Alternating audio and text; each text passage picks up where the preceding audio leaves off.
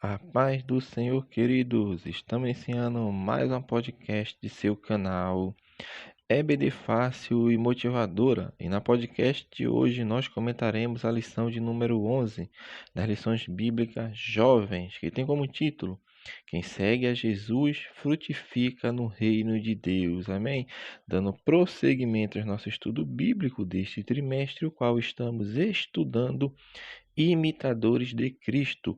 E hoje estaremos estudando a antepenúltima lição deste trimestre, que foi maravilhoso estar concluindo com lições também riquíssimas de aprendizagem para nosso conhecimento e crescimento, tanto na graça quanto no conhecimento do nosso Senhor Jesus Cristo. E hoje estaremos comentando sobre esse frutificar no reino de Deus. O autor vai tomar como base o texto de João, capítulo 15, que vai falar sobre Jesus como sendo a videira verdadeira. Então, meus amados irmãos, hoje estaremos comentando sobre este tema de suma importância para cada um de nós. Quem segue a Jesus frutifica no reino de Deus. O autor vai começar falando porque é uma lição que vai falar sobre salvação, sobre o destino daqueles que têm comunhão com Deus, que faz a vontade de Cristo, e daqueles que não têm, ou seja, que vão ser condenados, sofrer a condenação eterna, porque a eternidade é para os dois lados. A eternidade é tanto para o salvo quanto para o não salvo. A diferença é que o salvo vai viver eternamente ao lado de Deus, em gozo, felicidade, paz, tranquilidade, enquanto que o não crente, o descrente, que não quis viver em comunhão com Deus nesta terra, vai viver uma vida à parte de Deus, ou seja, em sofrimento, em lugar de angústia. É como se diz no ditado popular, onde o bicho não vai morrer, vai ser atormentado dia e noite. Imagine só. O que é isso? Trazendo esse simbolismo de dia e noite para a eternidade que não tem fim, ou seja, imagine uma pessoa que tem dor de cabeça, tem uma dor de barriga, tem alguma coisa que a saúde não está bem no seu corpo. Imagine viver com isso eternamente. Isso a gente está falando por baixo, porque nós nem sabemos, porque a palavra de Deus fala que haverá ranger de dentes ali, meu irmão. Tormentos e ranger de dentes. Então essa lição vem trazer esse despertar para nós que já professamos a Cristo como Salvador, e para você que está ouvindo, que talvez não ainda o confessou como seu suficiente Salvador, que venha a reconhecê-lo, a andar em comunhão com Cristo, fazendo a sua vontade, porque é isso que nós vamos ver nesta lição, que o mérito de se alcançar a salvação não está nas boas obras, no que deixamos de fazer, o que fazemos de melhor para ajudar as pessoas ou os nossos irmãos, mas em aceitar a Cristo, que Ele é o caminho, a verdade e a vida. É através dele que o homem alcança a salvação. Então, meus amados irmãos, é disso que nós vamos falar, desse plano de Deus, esse plano de Deus para a humanidade. Por que nós falamos para a humanidade? Porque Deus, quando criou o homem, criou para ter esse relacionamento com Ele. Porém, o homem peca, esse relacionamento é quebrado. O homem é afastado de Deus.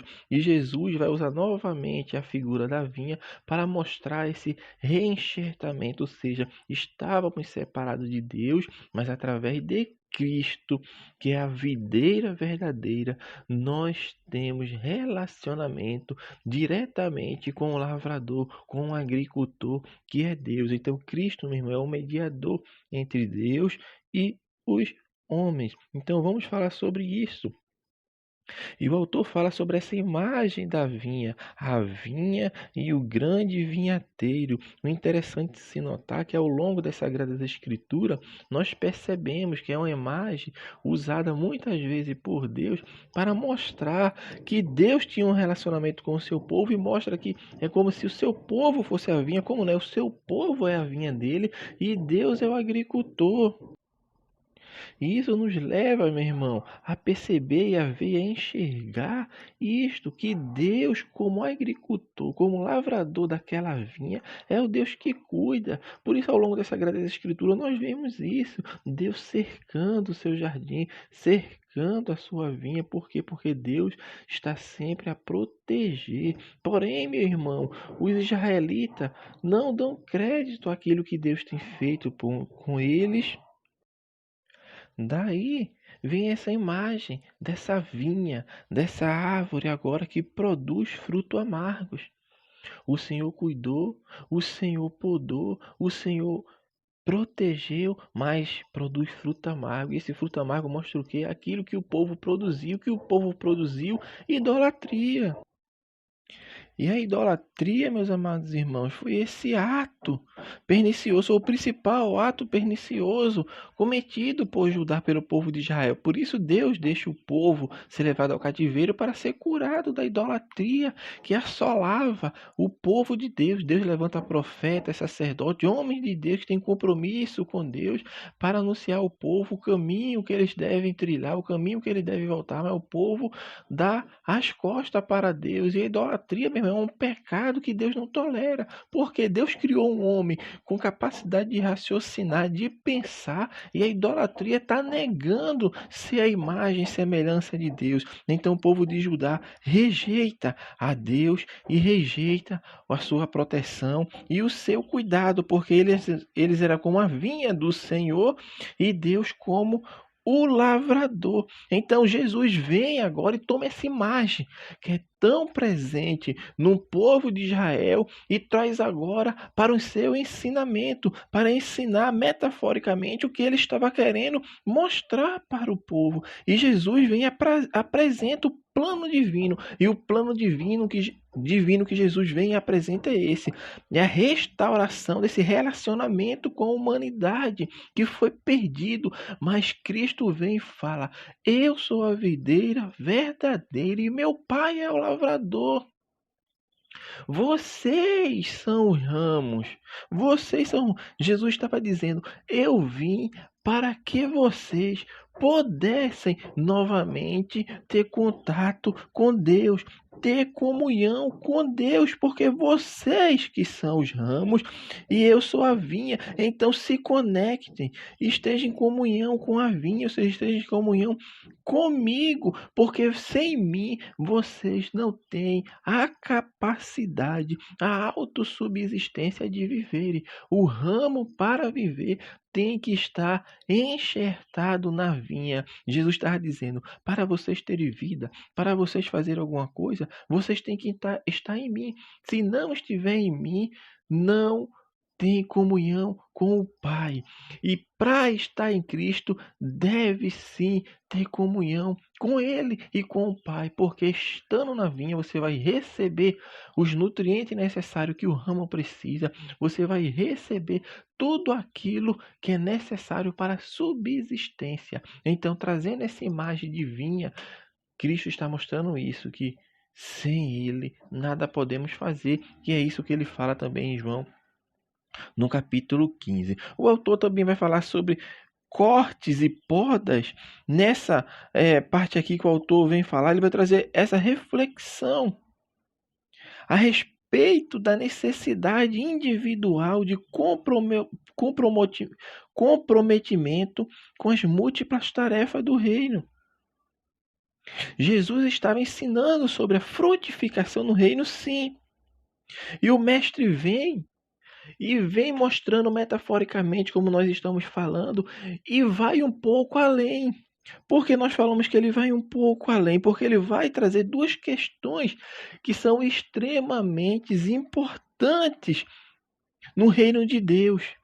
A primeira coisa que ele vem falar, que ele vem nos mostrar, trazer essa reflexão, é que no reino de Deus não há espaço para pessoas improdutivas, não há espaço para as pessoas infrutíferas. Por isso ele fala: aquele que está em mim e não dá bom fruto será cortado. É disso que Jesus está falando. Essas duas questões reflexivas que nós estamos apregoando é sobre essas coisas, meu irmão.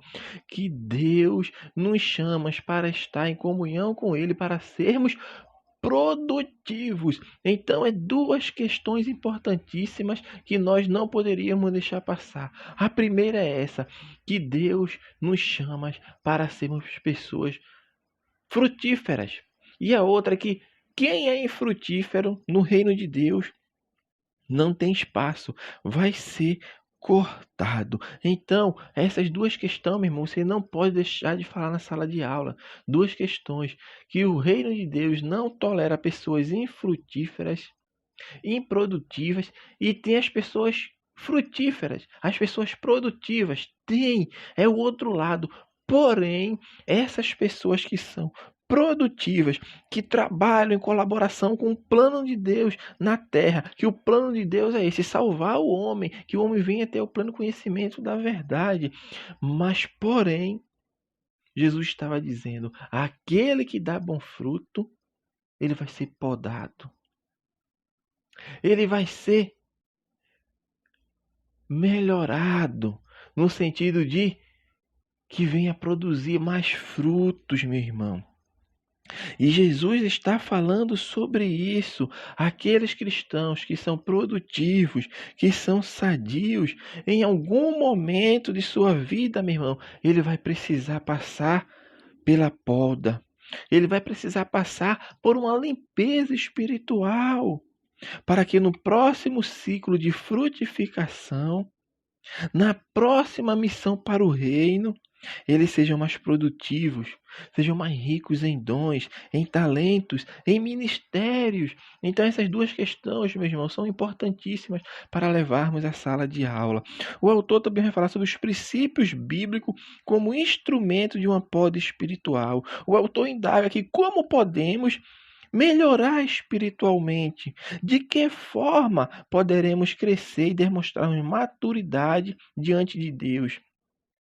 A resposta é clara: através de uma vida adequada aos princípios das Sagradas Escrituras.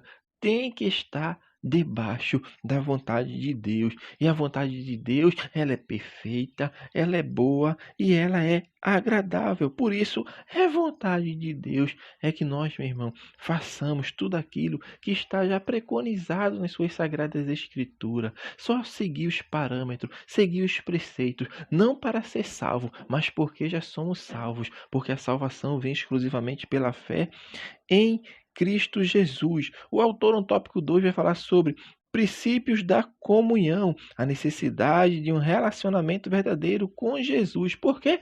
Porque nós já falamos também sobre isso. Não há vida fora de Jesus.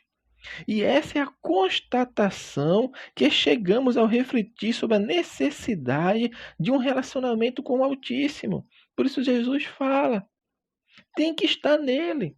Aquele que não está nele, meu irmão, não pertence a ele, não está nele, não tem comunhão com ele.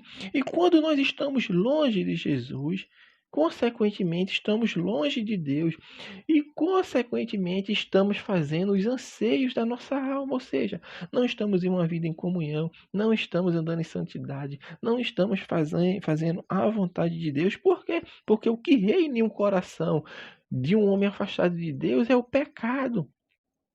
É os desejos naturais da sua natureza, da nossa natureza pecaminosa. Só que a diferença é que a nossa, meu irmão, nós estamos combatendo dia a dia e temos a ajuda do Espírito Santo para vivermos em comunhão com Deus. Mas o homem que está à parte de Deus, ele não tem o auxílio do Espírito Santo, porque ele anda segundo os preceitos da sua natureza humana, que é regido, sim, pela sua natureza pecaminosa, meu irmão. Então, a comunhão com Jesus, meu irmão, é uma condição de frutificação no reino.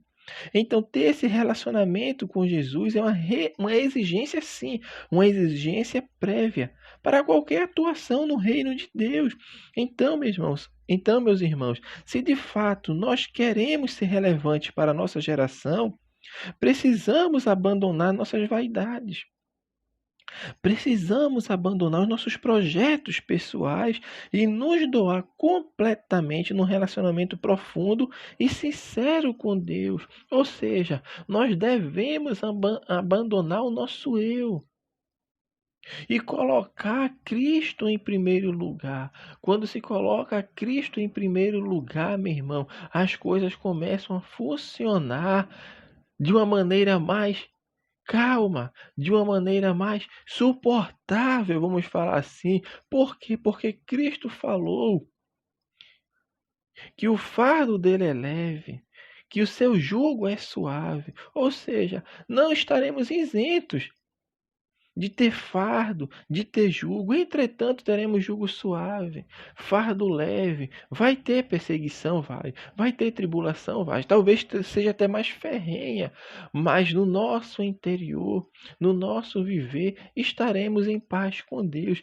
E isto faz com que vivamos uma vida melhor, tendo a certeza que tudo isto vai passar, porque como peregrinos nesta terra, não somos daqui, mas somos da cidade que foi construída não pelo homem, não por mãos do homem, mas cujo arquiteto e construtor é o próprio Deus. Então este é quem está com Cristo, porque existe uma terrível condição de quem não permanece em Cristo, que é o que? É a condenação eterna que nós falamos na introdução desta lição. Aquele que não está em Cristo, não tem comunhão com Cristo, não está verdadeiramente em Cristo, meu irmão, o resultado de sua vida, de seu relacionamento à parte de Deus aqui na terra, é a condenação eterna. Isso, as pessoas vêm tentando mascarar, tentando buscar algum meio de justificar a sua suposta dignidade de alcançar o reino de Deus, mas não vai alcançar por méritos próprios, não vai alcançar, meu irmão, porque ele segue alguns preceitos, ou seja, ele não bebe, ele não fuma, ele não rouba, ele não mata, mas Jesus chega e diz para aquele homem, está dizendo para nós hoje, que falta-nos alguma coisa. Não é por mérito próprio. E quando nós fazemos isso, Jesus já está olhando e dizendo, não é por isso, falta-te uma coisa. Mudar a tua motivação, mudar a tua intenção. Se você acha que vai alcançar salvação, ou se vai alcançar o reino de Deus, porque é uma pessoa boazinha, Jesus está dizendo, falta-te uma coisa, não é pelo seu esforço próprio. Enquanto você estiver nessa mentalidade de achar, porque está fazendo o que é certo, irá alcançar o reino de Deus, Jesus está dizendo, se não passar por mim, porque eu sou o caminho, o único mediador entre Deus e os homens é Jesus Cristo.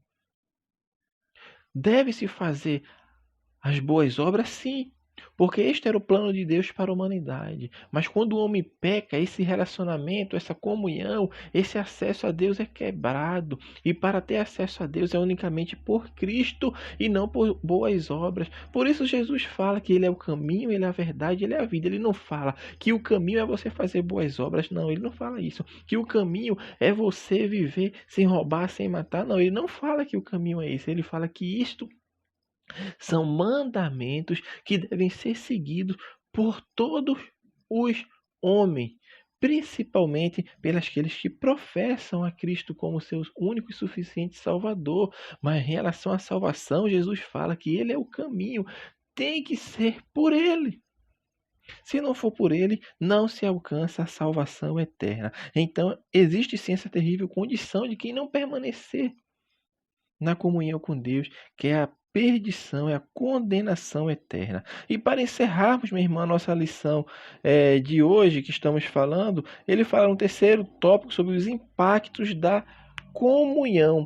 Então, no primeiro subtópico, ele fala que comunhão com Jesus implica em adequação à sua palavra. Por que o autor coloca esse ponto aqui para nós meditarmos? Porque vivemos em um tempo difícil, como o autor da lição próprio fala. Multidões querem Cristo, multidões acreditam em Cristo, multidões veem Cristo sim como libertador, como salvador. Entretanto, rejeitam as escrituras sagradas que o anunciam. Então entra nessa contradição, porque se conhece Cristo é pela palavra, se conhece Cristo pelas Sagradas Escrituras. O que Cristo fez está nas Sagradas Escrituras, mas as pessoas acreditam em Cristo, creem em Cristo, mas não querem crer nas Escrituras Sagradas, não querem viver, meu irmão, adequado com o que as Escrituras falam, ou seja, não querem se encaixar. Mas por quê? Porque a Escritura, meu irmão, além de falar de Cristo, condena o pecado que é tão bom de ser feito certamente por essas pessoas e outrora foi por nós, porque o pecado não é ruim, não. O pecado é bom, mas é bom para satisfazer a natureza humana, a necessidade da alma, a necessidade daquilo que é desta terra. Mas com relação a Deus, não. O pecado afasta o homem de Deus, distancia o homem de Deus. Então, para ter comunhão com Cristo, meu irmão, eu tenho que ter adequação à sua palavra. Eu tenho que viver conforme a sua palavra, porque ele fala sobre isso. Vós já sois purificado pela palavra, é a palavra que purifica, é a palavra, através da palavra que vem a fé, é através da palavra que o homem tem o pleno conhecimento da verdade, porque ela revela Cristo, ela revela o plano de salvação que foi executado por Deus na cruz do Calvário. Então é essa palavra que liberta, meu irmão, que cura o homem, que sara. E Cristo é revelado através das Sagradas Escrituras. Então ter comunhão com Jesus implica sim em ser adequado à palavra de Deus. O autor também fala como orar e ser respondido, porque ele fala também em João capítulo 15, está nos mostrando isso, sobre essa comunhão com Deus. Porque multidão de pessoas estão lotando templos em busca de uma fórmula mágica para serem ouvidas em suas orações. Sim, muitas pessoas estão buscando essa fórmula mágica de alcançar as bênçãos, de alcançar a benevolência de Deus, mas são pessoas que vivem uma vida promíscua, são pessoas que vivem uma vida reprovável, são pessoas que vivem, meu irmão, uma vida sem nenhum compromisso com Cristo. Estão sendo enganadas por falsos ensinos. Pessoas estão sendo enganadas, inclusive em nossas igrejas, que pregam bênçãos, que pregam a benevolência de Deus, mas o povo vive em pecado, em constante promiscuidade, e ainda está na igreja, ouve-se, como se Deus fosse o Deus que fosse fornecer tudo para aquelas pessoas. Meu irmão, nas Sagradas Escrituras só se encontra a bênção de Deus vindo com aqueles que são obedientes à sua palavra, com aqueles que são obedientes aos seus estatutos, com aqueles que são obedientes aos seus mandamentos. A bênção de Deus vem sim, mas primeiro o homem tem que buscar a benevolência, tem que buscar a presença, a comunhão de Deus. Só assim a benevolência de Deus vai vir sobre o homem. Isso com relação às bênçãos, porque com relação à salvação, o homem certamente não merece, mas Deus vai ao encontro do homem. Deus tem a iniciativa de ofertar a salvação para o ser humano. Mas essas pessoas, meu irmão, que estão longe de Deus, vivem sua vida promíscua e até se professam cristãos, crentes, mas estão à parte de Deus. No domingo ele está lá à noite. Tá, mas durante o dia estava no bar bebendo. Mas durante o dia estava fornicando. Durante a semana não tem testemunho de cristão. Durante a semana vive sua vida pecaminosa. E como se fosse uma prática já rotineira, ele vai no domingo e acha que por ele fazer aquilo, ele vai alcançar a benevolência de Deus. E o interessante é que quando chega lá, o seu pecado não é confrontado. A sua vida não é confrontada. Ou seja, ele chega lá e vai ouvir que Deus vai curar, que Deus vai abençoar. E Deus abençoa. Deus é um Deus abençoador, é. Mas, por isso a sua palavra diz, meu irmão, que é preciso o homem se arrepender. Por isso Deus fala: e se o meu povo, que se chama pelo meu nome, se humilhar e orar e se arrepender de seus maus caminhos, eu, o Senhor, ouvirei dos céus, sararei a sua terra. Mas primeiro tem que buscar a Deus. Tem que buscar a Deus, tem que se arrepender de seus caminhos, meu irmão. E esse é o meio de ter a oração respondida. Por quê? Porque Jesus deixou bastante claro em João 15, versículo 7. Qual é o segredo para termos nossas orações respondidas de modo imediato? Se estiverdes em mim e as minhas palavras estiverdes em vós. se o meu povo, que se chama pelo meu nome, se humilhar e orar e buscar a minha face, se arrepender de seus maus caminhos, meu irmão. Então este é o segredo. É estar alinhado com a vontade de Deus. Porque o crente que está alinhado com a vontade de Deus, ele sabe, Senhor, se for para glorificar o teu nome, esta bênção que o Senhor me conceda. Se for para exaltar o teu nome, que teu nome venha a ser reconhecido. Faça conforme a tua vontade, Deus. Então, meu irmão, não tem segredo. Quem ora pelo cumprimento da vontade de Deus em sua vida e busca obedecer tudo o que o Senhor ordenou, tanto será respondido em todas as orações, pois verá o plano do Eterno e não os seus se cumprindo. A nossa oração, as nossas petições tem que ser alinhada com Deus, para que os planos de Deus venham a ser cumpridos em nossa vida. E não exigir que Deus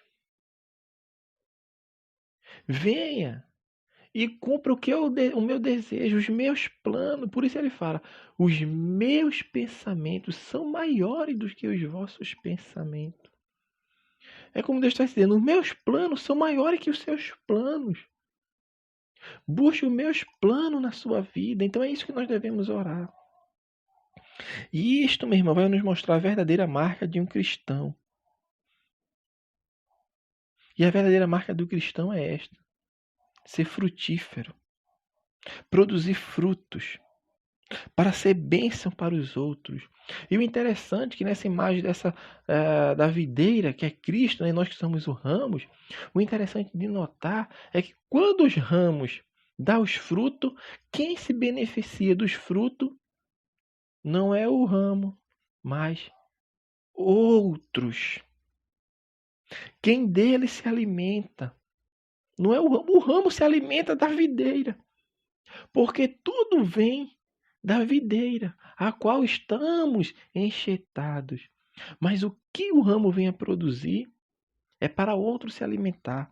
Ou seja, Deus está dizendo, a bênção dele, meu irmão, nós devemos produzir para alcançar outras pessoas, para outras pessoas ser beneficiadas. E a maior bênção que o crente pode fazer com que as pessoas alcancem é a salvação em Cristo, é a fé em Cristo. Então, que nós não viemos a ser crentes egoístas, mas que venhamos a frutificar e a florescer cada dia mais para que outras pessoas venham e sejam alcançadas pelo Evangelho de Cristo, porque isto é o que Deus quer para a nossa vida. E para alcançarmos, meu irmão, esse status de sermos bênção para os outros, devemos ter comunhão com Cristo, como fala a lição que estudamos no dia de hoje. Então, assim, meus irmãos, nós estamos encerrando esta lição de número 11, lição maravilhosa que fala que quem segue a Cristo frutifica no reino de Deus. Que Deus abençoe os irmãos e até a nossa próxima aula, se assim o Senhor permitir.